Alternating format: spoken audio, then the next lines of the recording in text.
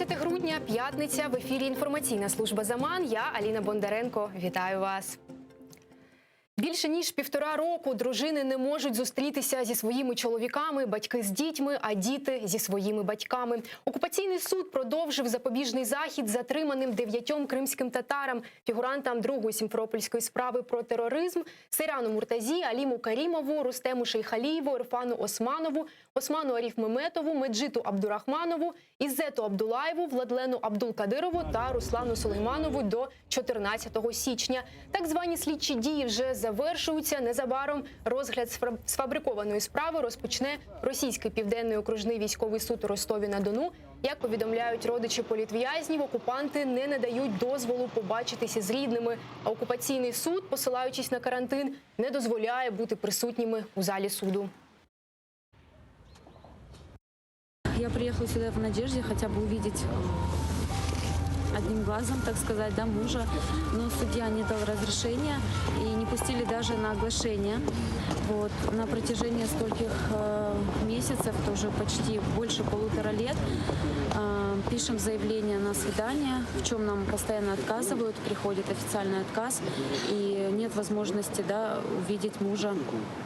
Поэтому эти суды, одна такая надежда, так сказать, да, увидеть наших родных, и в чем нам постоянно отказывают. Суд был закрыт, не пустили даже на оглашение приговора.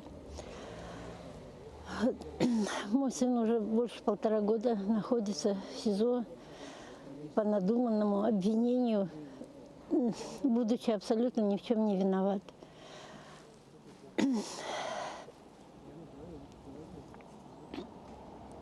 Скоро состоятся уже суды по существу.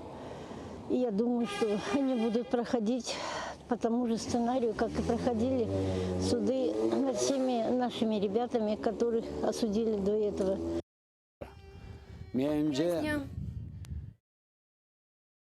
А у політв'язня Біляла Аділова діагностували коронавірус. Про це повідомив адвокат Айдер Азаматов. Сьогодні окупаційний суд повинен був продовжити запобіжний захід, але через позитивний тест на COVID-19 Аділова не привезли до окупаційного суду, а так зване судове засідання відбувалося без нього. Он находится, я так понимаю, на карантине. В каких условиях он находится, мы прекрасно знаем. Это нечеловеческие условия, условия в следственном изоляторе. Нахождение в дальнейшем с таким диагнозом в условиях следственного изолятора прямо составляют угрозу его жизни, не только здоровью, но уже и жизни окружающих. Мы не знаем, с кем он контактировал в ближайшее время, но достоверно установлено, что СИЗО подтвердило наличие у него ковид, и даже есть письменная справка, документы о том, что у него ковид подтвержден. Нещодавно окупаційний суд продовжив терміни утримання іншим політичним в'язням, які були затримані російськими силовиками внаслідок масштабної облави в окупованому Криму 27 березня минулого року. Обшуки відбулися в Сімферопольському та Білогірському районах. Загалом було затримано 25 кримських татар. Наразі частина з них знаходиться у Сімферопольському СІЗО, інші – у Ростовській області. Чоловікам закидають причетність до діяльності організації Хізбут-Тахрір, забороненої в Росії, та підготовку до насильницького захоплення влади. Інваліда першої групи Олександра Сізікова залишили під домашнім арештом. Окупаційний Верховний суд Криму у закритому режимі відмовився переглядати запобіжний захід попри скарги політв'язня. Після повернення з психіатричної експертизи стан його здоров'я сильно погіршився. Через жахливі умови утримання і погане харчування у психлікарні на його тілі з'явилися фурункули та герпес. На судилищі Сізіков заявив, що в умовах домашнього арешту він практично виживає.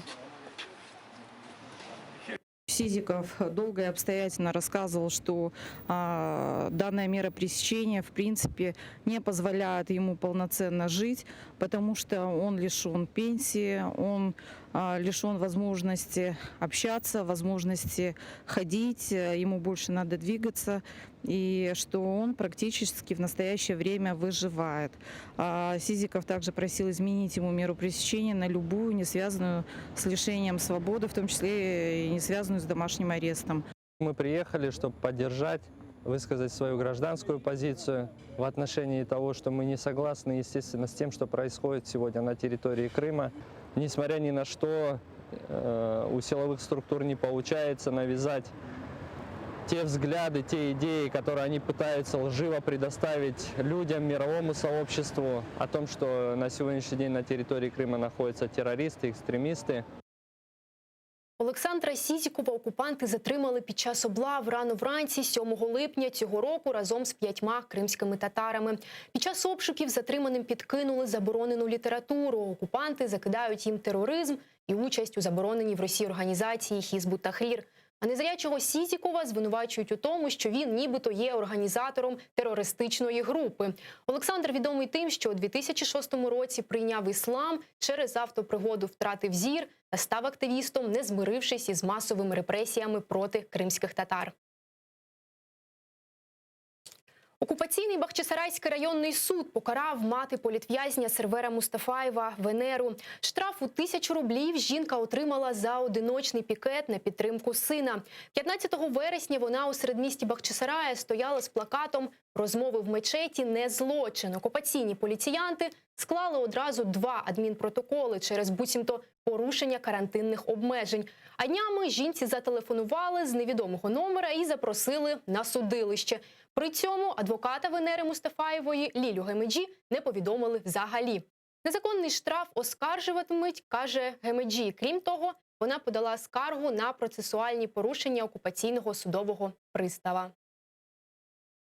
В любом случае штраф в 1000 рублей и та, скажем, несправедливость, с которой столкнулась эта семья, это несопоставимые вещи.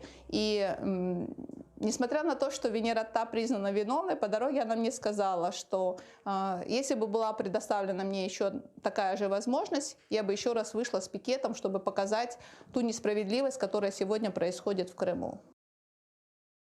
Ті, хто плюндрував пам'ятки, мають відповісти. Представництво президента України в Криму склало список причетних до незаконних розкопок на окупованому півострові. Загалом 107 людей та компаній, серед яких керівництво окупаційних адміністрацій, підконтрольних їх музеїв та організацій, які проводили незаконні дослідження або злочинні реставрації. Ще 136 людей потрапили до списку порушників, бо отримували дозвіл на такі розкопки. Відомості передали до Прокуратури Автономної Республіки Крим, Мінкульту, СБУ, Міністерства реінтеграції окупованих територій та МЗС. На основі звіту мають бути підготовлені санкції проти порушників міжнародного права, кажуть в представництві президента України. А делегат Курултаю Едем Дудаков переконаний, це не лише міжнародний злочин, а й системна політика Росії з плюндрування історичної спадщини корінних народів окупованих територій. Вокруг Херсонеса они все перекопали, и самое главное, ведь артефакты они забирают, вот нет перечня того, чего они нашли. Россия всегда использовала во всей своей истории, особенно связанной с Крымом, да и не только, и с Кавказом, археологию как политическое оружие против коренных народов, против местных народов, доказывая о том, что они там пришлые, что они там монголы и всего прочего.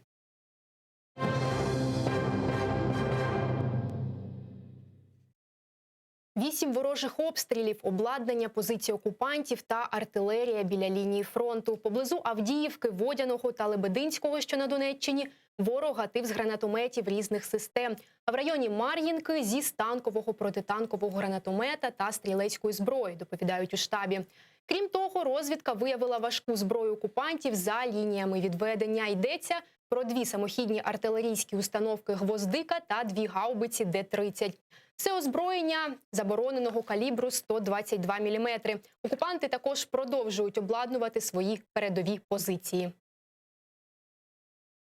Противник здійснює поглиблення наявних окопних переходів, обладнання додаткових окопів для кулеметних розрахунків та розрахунків ПТРК. Крім того, окупанти використовують цивільні споруди для прихованого розміщення засобів вогневого ураження, у тому числі мінометів, поблизу лінії зіткнення. Для перевірки стану фортифікаційного обладнання своїх передових позицій, маскування озброєння та військової техніки російсько-окупаційні війська застосовують безпілотні літальні апарати. Найвищий показник смертності на тлі позитивної динаміки. У Міністерстві охорони здоров'я кажуть про 13 514 інфікованих минулої доби. Одужали при цьому 15 327 людей. Ще 285 пацієнти померли внаслідок хвороби. І це найвищий добовий показник в Україні за час пандемії.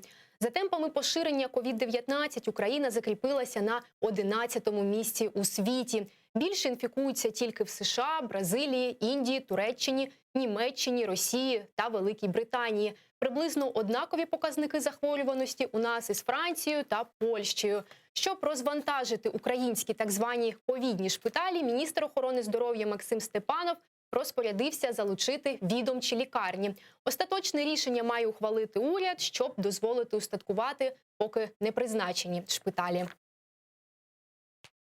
Ми залучаємо не тільки комунальні наші лікарні, які знаходяться у власності громад, а окрім того додаємо ще і лікарні так звані відомчі.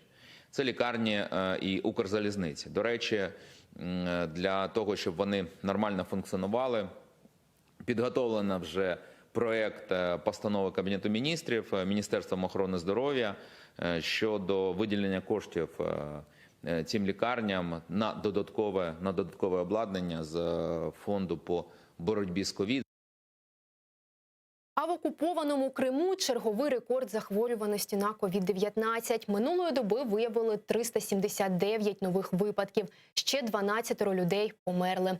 Негативну динаміку визнає навіть окупаційна влада. На тлі стрімкого поширення інфекцій в окупованому Севастополі в 1,5 рази збільшилося число пневмоній. А за даними окупаційної влади міста, коронавірусом інфікований кожний 10-й педагог.